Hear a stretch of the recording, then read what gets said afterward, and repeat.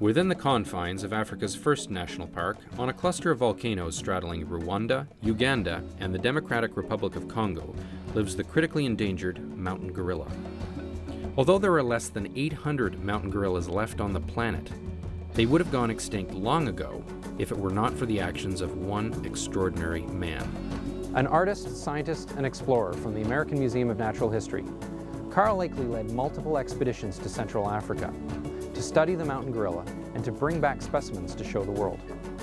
Akeley spent the remainder of his life working to establish a gorilla preserve. In 1925, his efforts were rewarded when King Albert I of Belgium established Albert National Park.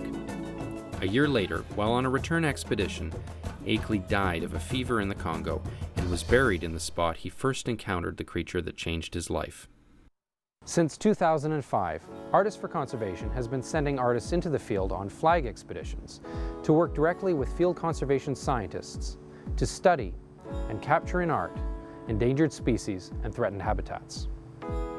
In December of 2009, I was approached by Stephen Quinn, Senior Project Manager at the American Museum of Natural History and member of the Artists for Conservation, with a unique idea for a flag expedition.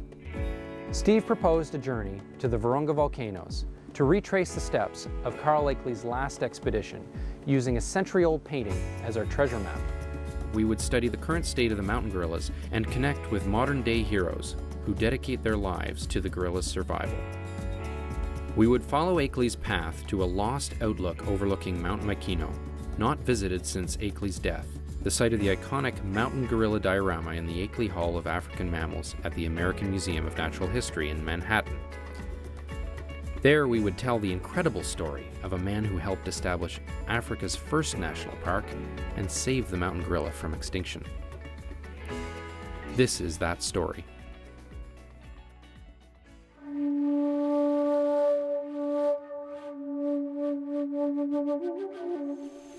There were less than 800 mountain gorillas left on the planet. This number, fortunately, is growing, and that story might have been very different if it were not for Akeley. Carl Akeley was a great naturalist, sculptor, and also taxidermist at the American Museum at the turn of the century. And Akeley really provided a lot of some of the groundbreaking descriptions and scientific surveys of the mountain gorilla here in Africa. And largely due to his efforts, the natural areas were preserved here in the Virunga volcanoes. In 1921, Akeley traveled from East Africa through Africa's Great Rift Valley to the jungles of Central Africa, where he would collect specimens of what was then a mythical beast reported to live high in a chain of volcanoes known as the Virungas. It was during those early expeditions that he would be charged and nearly killed by a leopard, and he was able to wrestle and kill the leopard with his bare hands. So that really established Akeley as this larger-than-life explorer and science curator. In the early 20th century, at a time when scientific research was often done down the barrel of a gun, Akeley was deeply affected during his first encounter with a mountain gorilla. Touched by their gentleness, intelligence, and humanity, Akeley realized that if this creature were to survive the approaching tidal wave of human progress, something would have to change. Akeley spent the remainder of his life working to establish a gorilla preserve. He's just sort of an amazing man. He's a scientist, but a conservationist, and he sort of dealt with this conflict. And after he had brought 5 specimens back to the United States, he fell in love with the region and he fell in love with the species. And so he went to Belgium to King Albert and said, you know, we have to do something about this because I don't believe there's very many. They didn't do a census, but he could see that without help there was going to be a big problem. In 1925, his efforts were rewarded when King Albert I of Belgium established Albert National Park, a defining moment in wildlife conservation history. A year later, while on a return expedition, Akeley died of a fever in the Congo and was buried on the mountainside. Almost 90 years following his passing, Carl's dioramas remain a cornerstone of the American Museum of Natural History in the Akeley Hall of African Mammals. Thousands of visitors pass through these halls each day. Each exhibit a specific place frozen in time in the living history of our planet. Remember, in those days that it was, these days predate sophisticated photography, motion pictures, certainly predate television, and certainly predate computer technologies. So it was the taxidermist that would go into nature and bring the specimens out, recreate them in three-dimensional form. And at their time, they were powerful forms of virtual reality. If you can place yourself back in that time without the, television and without all that we have to learn from, coming to a natural history museum and standing right face to face with something like a mountain gorilla was a powerful experience.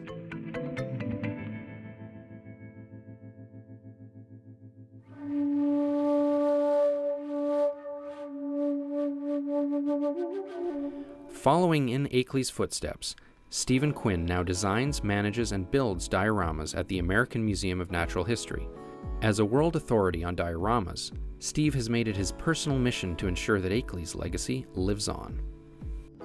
So I proposed an expedition to return to Akeley's site as an artist myself, to sketch at the very location where Akeley's artists had sat and sketched the preliminary sketch for the big background painting in New York. After 15 months of planning and with the support of the American Museum of Natural History, the Mountain Gorilla Veterinarian Project, the Houston Zoo, and the ICCN, Steve and I are off to Rwanda, a small but incredibly rich and diverse country. Right away, we meet up with the Mountain Gorilla Veterinarian Project. For over 20 years, the MGVP has been on the front line of mountain gorilla conservation, providing them with life-saving veterinarian care for human-caused or life-threatening illnesses and diseases. Dr. Mike Cranfield has led the team for 13 years. Basically, MGVP started at the request of Diane Fossey. She was what I call a preservationist rather than a conservationist. She was focused on the gorillas only, but at that time by herself, I think that was the only thing that could be done. 5 days before the board was going to come over, Diane was murdered. After Diane Fossey died, she had, before her death, had requested a veterinarian. She realized that there were human-induced diseases and injuries that were killing the gorillas.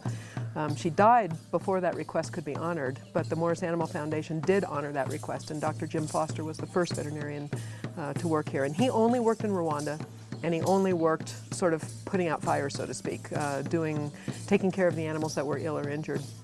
And since then, we've actually grown to this family of 12 veterinarians in all 3 countries. We're doing preventative medicine, we have a One Health approach, which means that we recognize that we can't keep gorillas healthy, which is our very first mandate, unless the ecosystem is healthy. And that ecosystem includes other animals in the park, but it also includes people outside the park and animals outside the park.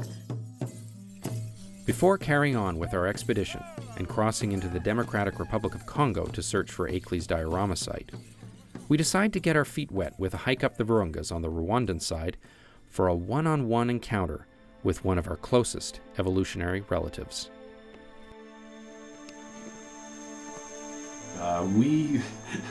Honestly, we were within just, I would say, 7 yards, 10 yards of the animals. And for me, as an artist, I sketched directly from the animals, and I came away from the experience feeling exhilarated and honestly high, because you witnessed the social interactions of the animals. We had young ones, definitely they were little rascals, and inquisitive and approaching us to see how close they could get without feeling threatened. And big male silverback, would recline on the forest floor just like I did with my kids on my living room rug.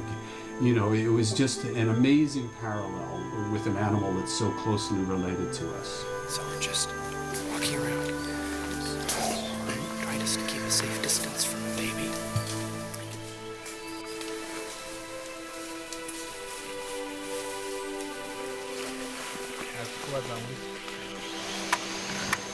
So we've probably come within 5 feet.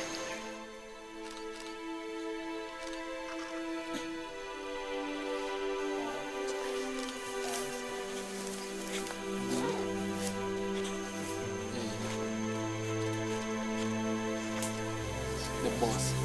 Yeah. Okay, a little lesson on guerrilla vocalizations. First, calm and peace means this is how you say it in guerrilla. But then to say get back, keep away. How's that? That's nice. What a great animal. What a spectacular animal. Magnificent head. Spectacular. So that was absolutely wonderful. Well, then thank you very much for being with the family.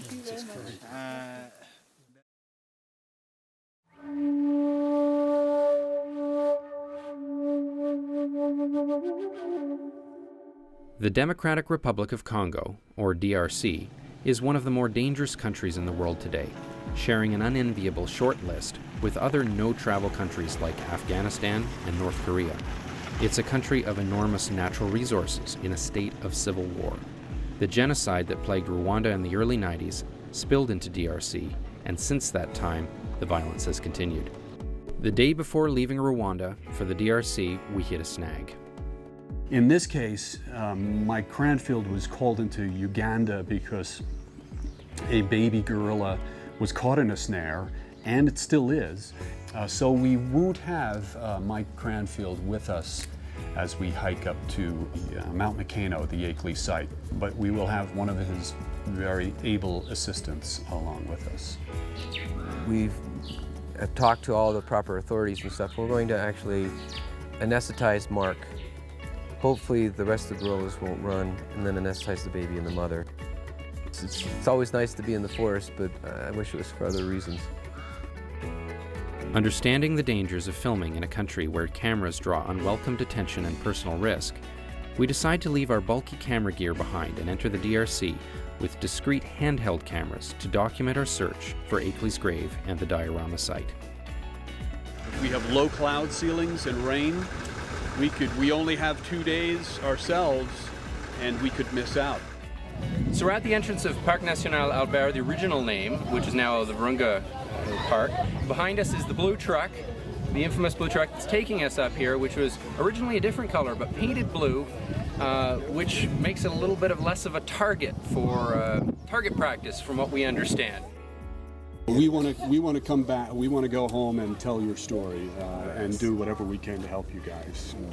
And they have to know back in New York that it has changed and that there's a real need for support for conservation.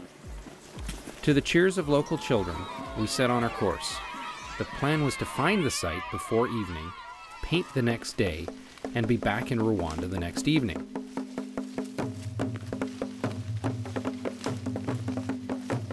We've found or noted our first clue, a topographical feature that appears in the background painting back in New York City in the gorilla diorama. When William R. Lee did his sketches in 1926, he rendered these two twin hills approaching Mount Mikeno. So these two hills are our first clue that we're on the right course. We're probably at well over 10,000 feet now. We're probably approaching altitude sickness range, but Steve is running into an increasing frequency in cases of nausea, which we're going to have to adjust our pace for that. Well, now I can understand why they had to carry Akeley during his last visit. It's not an easy climb. Oh, okay. All right. After 7.5 hours of hiking, we arrived at our campsite known as Kabara, a meadow sitting on the saddle between two mountains, Mikeno and Karisimbi. Kabara was the site of both Akeley's camp and the location of mountain gorilla research stations for scientists George Schaller and Diane Fossey. Well, this is a career milestone, to put it mildly, to walk in the footsteps of Carl Akeley. Our guides, a ranger named Desiree and tracker named Sebahame, were quick to take us to see Akeley's grave. Well, we've made it to Carl Akeley's grave. You'll see that it's quite overgrown. The jungle has taken it over, and I'm sure Carl would prefer it that way. East 029 degrees, 25.817. By this time, we had hoped to find the diorama site. But night was coming quickly. We had to set up camp and prepare for an early start.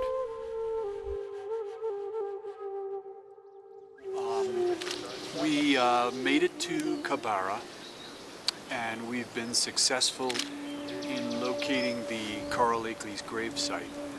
And the final goal of the expedition is to find the diorama scene, the scene that's in New York, that Akeley, his last expedition in 1921, came up to this site with the artists to collect all of the data needed to create this diorama background. Right now we're climbing up the slopes of Mount Volcano. As you can see, I'm wearing heavy gloves because the forest is full of thistle and stinging nettle, and I don't want my hands to be all swollen when I'm trying to do a painting. But at any rate, this is the ridge where Akeley hunted his gorillas. You can see it's really 45-degree angle, and on Akeley's 1921 trip, this is where he first came to find mountain gorillas. We're getting up closer, and as we get up higher, the Hygenia trees have much more luxuriant and heavy growth on their limbs.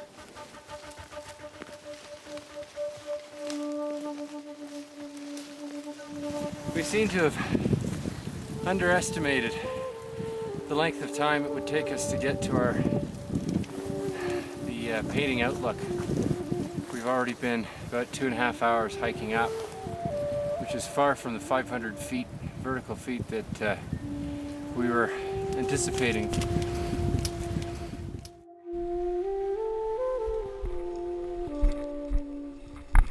Oh my God. This is definitely not it.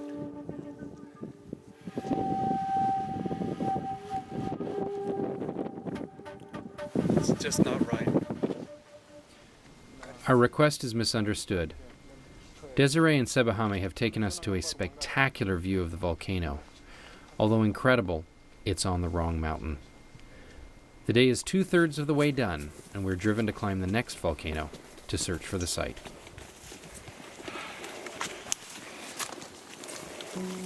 So we're now very close to the site of the diorama, maybe even as close as a few hundred feet. And this is a snare that's been set recently that the patrols have destroyed.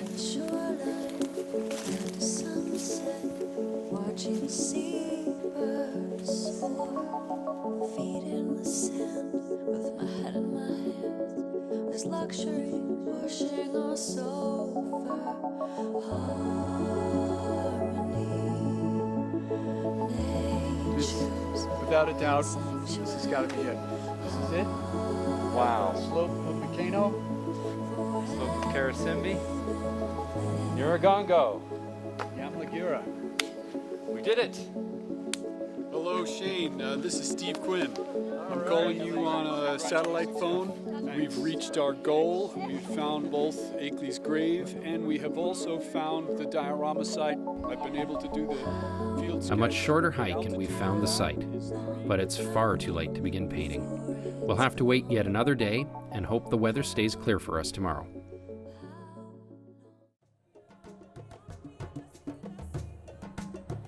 Our energy is sapped and our water supply is running low. We know that today will be our last chance to complete our mission and for Steve to complete his painting. Okay. Oh, look at the sunlight. It's great. The slope of Volcano is just a dead ringer for what's in the painting, and the location of Nyiragongo in relation to that slope, and Yamlagira and the lava fields was just perfect, just perfect. This is really fun.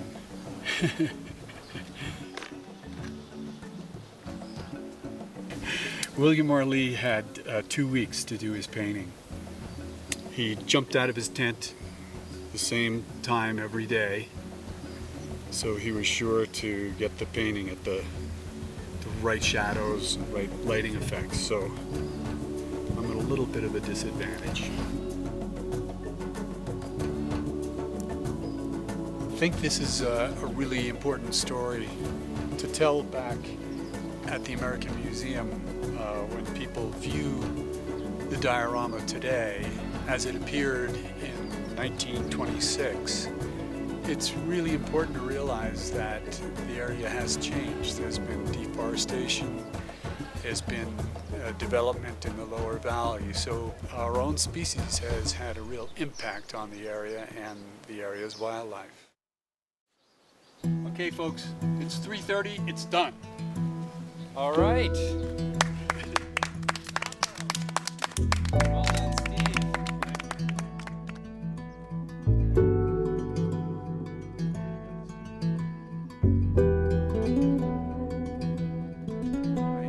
As we're descending this trail, we can't help but be talking about how we have to make this expedition significant for the mountain gorilla as well. Show the documentation in the sketches of how lowlands are being deforested, how homes and developments and refugee camps are encroaching inside the national park.